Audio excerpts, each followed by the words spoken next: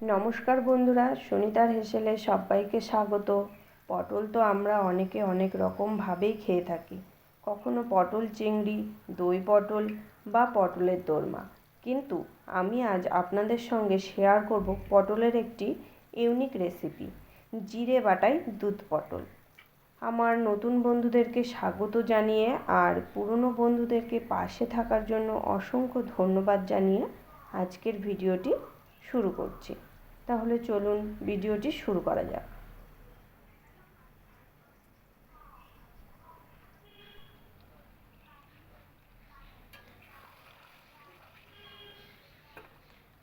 এখানে দেখুন, আমি দুধ পটল বানানোর জন্য পটল নিয়েছি। পটলগুলোকে এইভাবে আমি খোসাটা ছাড়িয়ে নেব। ছাড়িয়ে নিয়ে হালকা হালকা খোসা আমি রেখে দেব।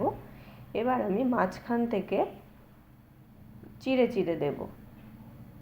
তাহলে কি হয়, মশলাটা ভালোভাবে পটলের ভিতরে ঢুকে যায়। এইভাবে আমি সব পটলগুলোকেই রেডি করে নেব। দেখুন, আমার এখানে সব পটলগুলো রেডি করে নিয়েছি, পরিষ্কার করে ধুয়েও নিয়ে এসেছি। এবার আমি এতে লবণ, হলুদ আর লঙ্কার গুঁড়ো মাখিয়ে রেখে দেব।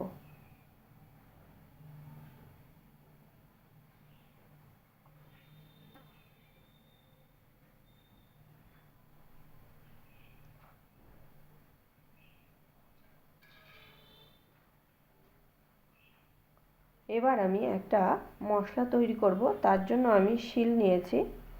শিলের উপরে আমি কিছুটা আদা দেব আর লঙ্কা দেব, কয়েকটা কাঁচা লঙ্কা আর জিরে দেব। এখানে লঙ্কাটা আপনারা আপনাদের স্বাদ অনুযায়ী ব্যবহার করবেন। এবার এটাতে সামান্য জল দিয়ে আমি একটা মিহি পেস্ট তৈরি করে নেব।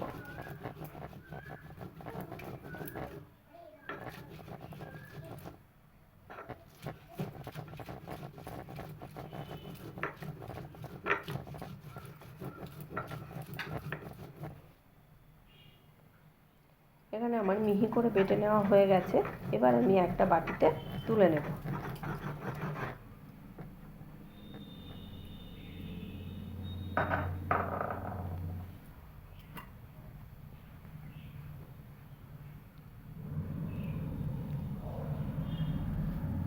এবার আমি রান্নার জন্য কড়াইতে পরিমাণ মতো তেল দিয়ে দিয়েছি, সর্ষের তেল দিয়ে এবার আমি পটলগুলোকে হালকা করে ভেজে নেব। এখানে পটলগুলো বেশি কড়া করে ভাজবো না, হালকা করেই ভাজবো।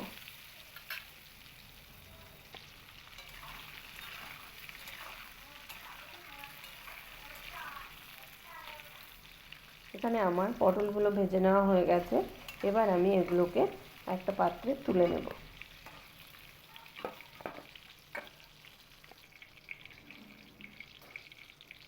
এবার আমি ওই তেলের ভিতরেই ফোড়ন তৈরি করে নেব। তার জন্য দুটো শুকনো লঙ্কা আর একটা তেজপাতা আর কয়েকটা গোটা গরম মশলা দিয়েছি। এটাকে আমি এইভাবে নাড়বো, যতক্ষণ মশলা থেকে একটা সুন্দর গন্ধ না বেরোয় ততক্ষণ আমি এইভাবে নাড়বো। দেখুন, মশলা থেকে একটা সুন্দর গন্ধ বেরিয়ে গেছে। এবার আমি এর ভেতরে বেটে রাখা মশলাটা দিয়ে দেবো।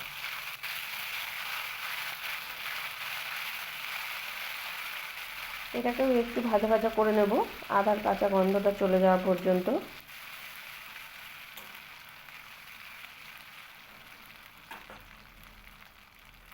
দেখুন, আমার ভাজা ভাজা হয়ে গেছে আদাটা। এবার আমি এখানে সামান্য একটু জল দিয়েছি, কারণ আমি এখানে কিছু গুঁড়ো মশলা ইউজ করব। জল দিলে কি হয়, মশলাটা আর পুড়ে যাবে না। এবার আমি এখানে স্বাদ মতো লবণ দেব, হলুদ দেব পরিমাণ মতো, আর দেব কালারের জন্য কাশ্মীরি লঙ্কার গুঁড়ো আর 1 চামচ ধনে গুঁড়ো দেব।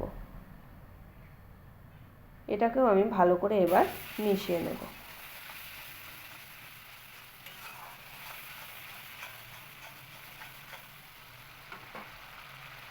এবার আমি এখানে স্বাদ অনুযায়ী চিনিটা দেব।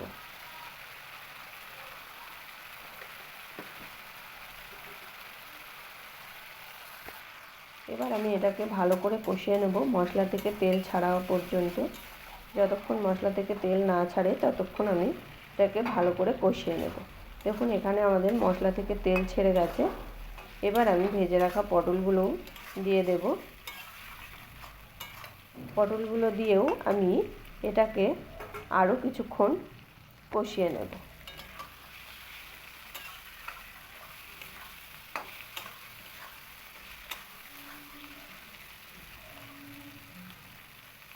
এখানে আমার মশলা আর পটল ভালো করে কষিয়ে নেওয়া হয়ে গেছে। এবার আমি ঝোলের জন্য 1 কাপ দুধ দেব। এটাকে ভালো করে মিশিয়ে নিয়ে আমি লো আঁচে ঢাকনা দিয়ে রাখবো 5 মিনিট।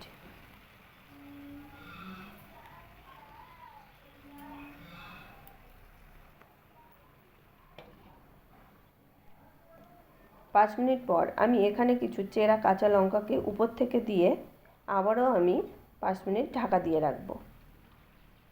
দেখুন 5 মিনিট পর আমাদের তৈরি হয়ে গেছে একদম দারুণ স্বাদের দই পটল। নিরামিষ দিনের দুপুরবেলা এই রকম পটলের রেসিপি থাকলে আর কোনো কিছুই লাগবে না। আমার এই নিরামিষ দুধ পটলের রেসিপি কেমন লাগলো অবশ্যই জানাবেন। যদি ভালো লেগে থাকে সাবস্ক্রাইব করে পাশে থাকবেন আর লাইক করতে ভুলবেন না। আজকের মতো এই পর্যন্তই। আবার দেখা হবে নতুন কোনো রেসিপি নিয়ে।